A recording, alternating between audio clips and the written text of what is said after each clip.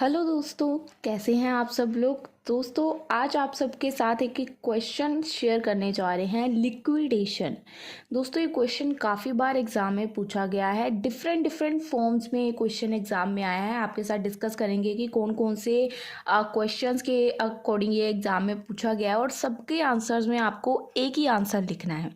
तो ये क्वेश्चन हमारा है BCom fourth sem advance accounting की बुक से मैं एक क्वेश्चन पिक कर रही हूँ, जो कि लास्ट ईयर एग्जाम्स में काफ़ी बार देखा गया है। सो आप लोग अगर पंजाब यूनिवर्सिटी के स्टूडेंट हैं तो आपको ये क्वेश्चन होगा। अदरवाइज़ अगर आप किसी और यूनिवर्सिटी में हैं तब भी आपको ये क्वेश्चन किसी और सेमेस्टर में होगा। तो आप लोग ये मटेरियल लिख सकते हैं अगर आप लोगों के एग्ज़ाम पॉइंट ऑफ व्यू से क्वेश्चन इंपॉर्टेंट है। ये मैं पंजाब यूनिवर्सिटी का सिलेबस हमेशा से बताती हूँ कि मैं पिक करती हूँ, बट होता है कि कई बार दूसरी क्लासेस में भी ये सिलेबस इंपॉर्टेंट होता है, तो आप लोग पिकअप कर सकते हैं। ठीक है जी। क्वेश्चन क्या बार बार पूछा जाता है, what is liquidation, what are the various modes of winding up of a company. की लिक्विडेशन क्या है और इसकी वेरियस मोड्स क्या है कि अगर हमने एक कंपनी को वाइंड अप यानी कि बंद करना है। उसके बाद दूसरा क्वेश्चन आता है, define liquidation, in what circumstances company can be liquidated. Liquidation का मीनिंग बताओ, ऐसे कौन से सर्कमस्टेंसेस है जिसमें कंपनी को हम लिक्विडेट यानी कि बंद करेंगे, वो भी सेम है। Next, explain under what circumstances a company is wound up.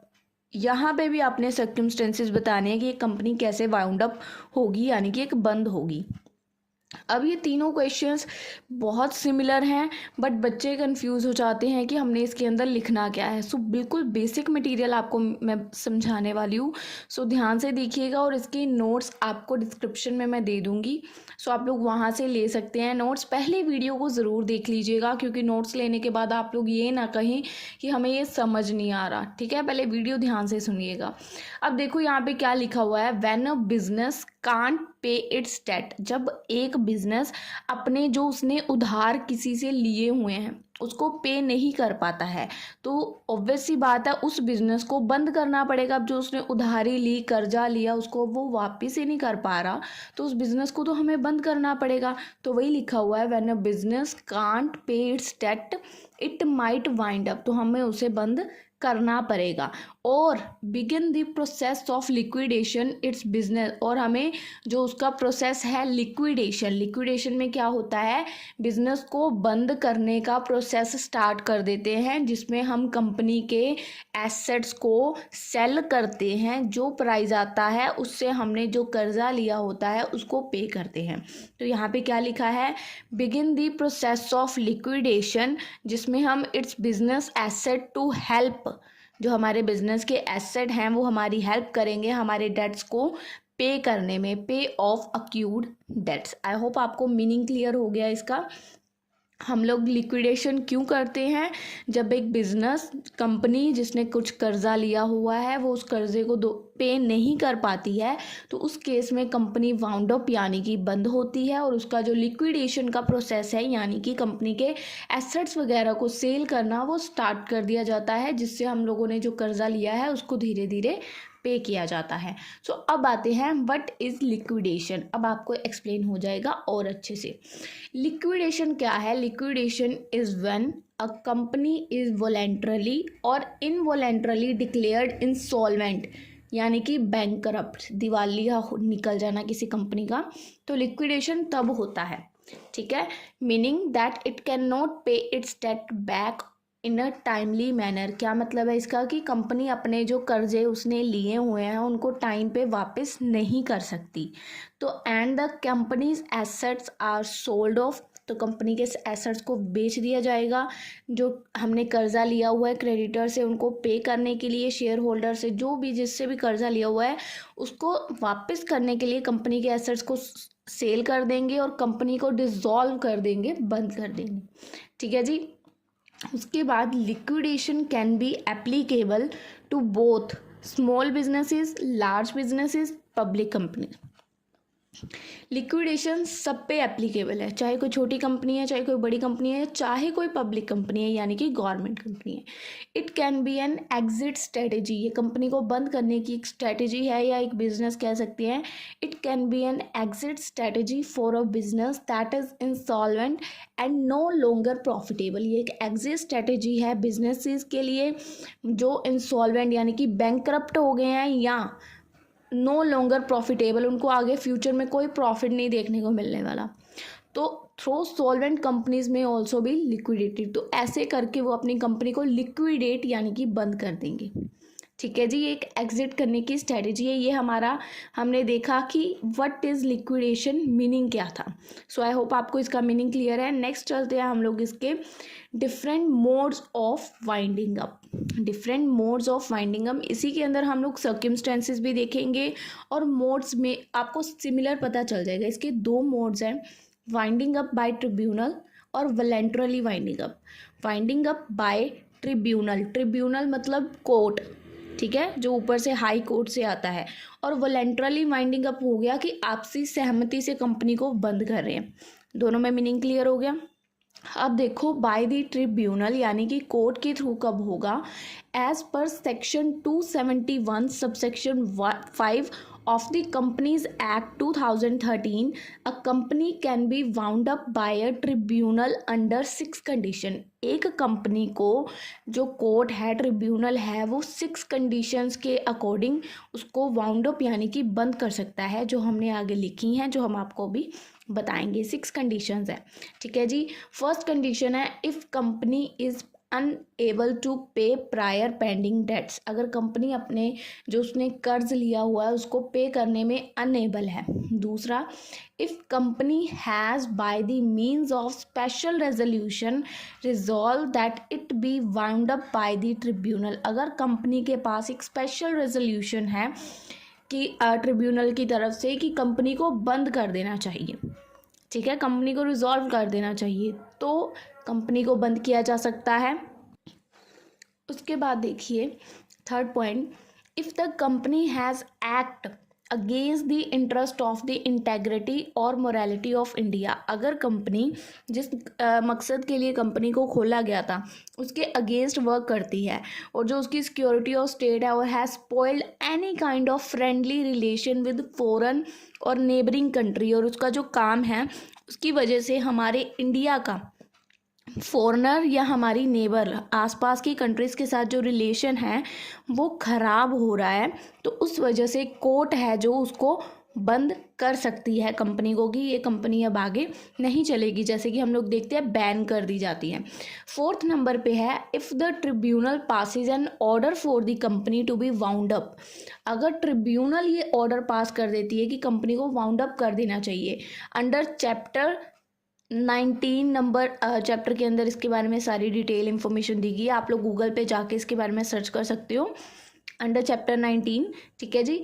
उसके बाद if the tribunal comes to conclusion that the company has, अगर ट्रिब्यूनल को ये लगता है, ट्रिब्यूनल इस कंक्लूजन पे पहुंचती है कि कंपनी किसी फ्रॉड एक्टिविटी में इंक्लूड है, ठीक है जी, या कोई अनलॉफुल पर्पस का वर्क कर रही है, person who have engaged in the formation of the company have priorly been guilty of fraud, जो कंपनी का फॉर्मेशन जिसने किया है यानी कि जो कंपनी का ओनर है वो गलत कामों में लगा हुआ है, तो अगर ट्रिब्यूनल को थोड़ा सा भी ऐसा डाउट होता है तब भी ट्रिब्यूनल कंपनी को वाउंड अप करने के लिए ऑर्डर्स जो है पास कर सकती है। Number 6, if the company default in filing the financial statement यानी कि इनकम टैक्स रिटर्न, तब भी तो जो ट्रिब्यूनल है उसके अगेंस्ट कर सकती है। देखो यहाँ पे क्या लिखा हुआ है, if the company default in the filing of financial statement और annual return with the registrar for immediately preceding 5 consecutive financial years, तो ट्रिब्यूनल उसके अगेंस्ट कर सकती है उसकी कंपनी को बंद। और लास्ट क्या है, if the tribunal find that it is just and equitable that the company be wound up, और अगर ट्रिब्यूनल को लगता है कि जस्ट इक्विटेबल है, इस कंपनी को बंद कर देना चाहिए, तब भी कंपनी को बंद कर सकती है, क्योंकि वो ट्रिब्यूनल है, तो अगर उसको किसी भी चीज़ पे डाउट होगा तो वो कंपनी इसको बंद किया जा सकता है। उसके बाद देखिए हमने 2 पॉइंट्स देखे थे, winding up by the tribunal, और सेकंड क्या है, वॉलंटरली वाइंडिंग अप। तो अब हम लोग देखते हैं वॉलंटरली वाइंडिंग अप में क्या है। वॉलंटरली वाइंडिंग अप में देखिए, the procedure for voluntarily winding up of the company has been stated in the Insolvency and Bankruptcy Code 2016 and is applicable to a corporate person। जो voluntarily winding up का procedure है, ये एक act है जिसको बोलते हैं बैंक्रप्सी कोड 2016 एक्ट, उसके अंदर स्टेटेड है, और ये कॉर्पोरेट पर्सनस के लिए एप्लीकेबल है। जो ये वॉलंटरली कंपनी को वाइंड अप करने का जो डिसीजन है, ठीक है, ये जो कंपनी के मेंबर्स हैं उनके अप्रूवल के बाद लिया जाता है। यहाँ पे देखो, the decision to voluntarily wind up of a company, जो कंपनी को वॉलंटरली यानी कि सबकी सहमति से वाइंड अप करने का जो डिसीजन है, can be made after the approval of its member, जो कंपनी के मेंबर्स हैं उनके अप्रूवल के बाद लिया जाता है। After which the process of liquidation is set in the motion, उसी के बाद जो लिक्विडेशन का प्रोसेस है, यानी कि एसेट्स को सेल करके डेट्स पे किए जाते हैं, वो प्रोसेस स्टार्ट किया जाता है। ठीक है जी। उसके बाद देखिए, voluntarily wind up is done with the aim of discontinue operations, liquidate its assets and distribute them, heal also paying off the debts। जो वॉलंटरली वाइंडिंग अप है उसको करने का मेन मोटिव क्या होता है कि हम लोग अब कंपनी को बंद करने जा रहे हैं, कंपनी के जितने ऑपरेशंस थे उनको डिसकंटिन्यू यानी कि बंद कर देंगे, कंपनी के जितने एसेट्स हैं उनको लिक्विडेट यानी कि सेल कर देंगे, और उसको जो अमाउंट आएगा डिस्ट्रीब्यूट कर देंगे हमारे डेट्स को पे करने के लिए। ठीक है जी। उसके बाद जो procedure of winding up of a company, ये फिर से वही लिखा हुआ है कि इंसॉल्वेंसी एंड बैंक्रप्सी कोड 2016 में ये स्टेटेड है। उसके बाद इसके कुछ सर्कमस्टेंसेस कि कंपनी को वाउंड अप करने के लिए वॉलंटरली क्या सर्कमस्टेंसेस है। तो जो हमारा सेक्शन 304 है कंपनीज एक्ट 2013 डिस्क्राइब करता है वेरियस सर्कमस्टेंसेज जिसमें कंपनी को वॉलंटरली हम लोग वाइंड अप कर सकते हैं। According to this section company में भी वाउंड अप वॉलंटरली।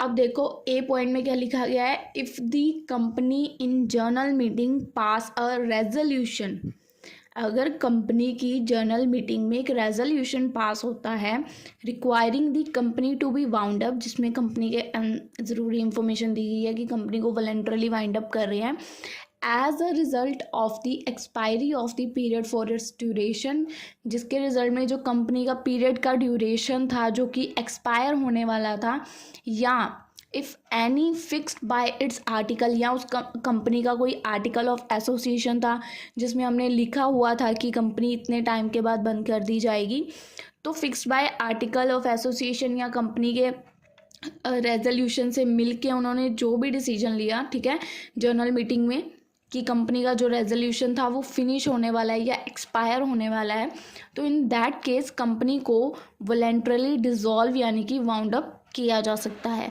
और second, if the company pass a special resolution, special resolution means company में 100% लोग हैं, उनमें से 75% लोग बोल रहे हैं कि कंपनी को बंद कर दो, तो वो होता है स्पेशल रेजोल्यूशन। तो if company pass a special resolution that the company be wound up voluntarily, तब भी हम ये मान सकते हैं कि कंपनी वॉलंटरली वाउंड अप हो रही है। So friends, that's all about today's topic. देखिए ध्यान से हमने क्या क्या देखा, वॉलंटरली वाइंडिंग अप के सर्कमस्टेंसेस और बाय द ट्रिब्यूनल, ये जो हमने देखे ना, ये सर्कमस्टेंसेस थे 6 पॉइंट्स। ठीक है जी। उसके ऊपर हमने इसका मीनिंग देखा। तो देखिए क्वेश्चंस में क्या पूछा गया है, explain under what circumstances company wound up. 2 modes थे, दोनों में सर्कमस्टेंसेस बता दिए। लिक्विडेशन में भी सर्कमस्टेंसेस पूछे गए, ऊपर वाले क्वेश्चन में लिक्विडेशन बताओ और उसके सर्कमस्टेंसेस हमने वो भी बता दिए, और हमने लिक्विडेशन का मीनिंग और उसके वेरियस मोड्स भी बता दिए जो सबसे फर्स्ट क्वेश्चन में थे। सो आई होप आपको ये टॉपिक क्लियर है। अगर कुछ भी डाउट है तो कमेंट सेक्शन में बता दीजिएगा, और अगर आपको नोट्स चाहिए तो डिस्क्रिप्शन में लिंक में डाल रही हूँ, आप लोगों को अगर समझ आए हैं तो आप जाके वहाँ से ले सकते हैं। सो आई होप आपको वीडियो अच्छी लगी है। मिलते हैं आपको हम अपनी अगली वीडियो में, तब तक के लिए गुड बाय।